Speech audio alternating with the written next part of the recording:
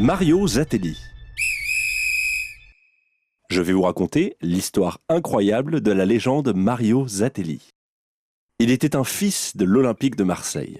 Né à Sétif, en Algérie, en 1912, il débute sa carrière professionnelle à l'US marocaine, comme Larbi Ben Barek ou l'homme aux 13 buts lors du Mondial 58, Juste Fontaine. Et il apparaît dans les années 30 comme un artificier spectaculaire qui offre notamment à l'OM son titre de champion de France en 1937. Joueur, il y connaît ses heures de gloire. Il revient au club après la Deuxième Guerre mondiale en 1948 et y gagne un deuxième titre de champion avant d'aller s'amuser chez les amateurs comme entraîneur-joueur à Saint-André puis à Draguignan. Logiquement, il devient entraîneur.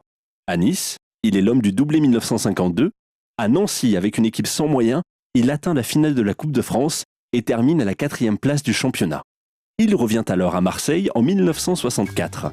Mario est accueilli à bras ouverts, comme l'enfant prodigue. Lui seul peut ramener l'OM à la place qui est la sienne. Après avoir traversé le pire, avec 434 spectateurs contre Forbach en 1965, la saison suivante lui sourit enfin. L'OM revient enfin en première division, avant de se faire remercier pour l'accession par la nomination de Robert Domergue.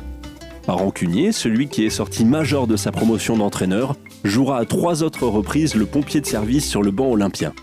Fin psychologue, il savait parfaitement tirer profit de ses ouailles. Tantôt alibi, tantôt fusible ou d'ultime recours, c'est assurément l'entraîneur qui s'identifie encore aujourd'hui à l'OM.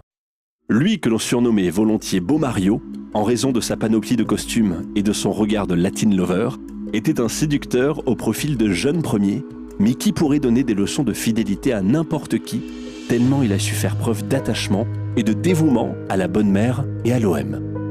Il s'est éteint le 7 janvier 2004, il avait 91 ans.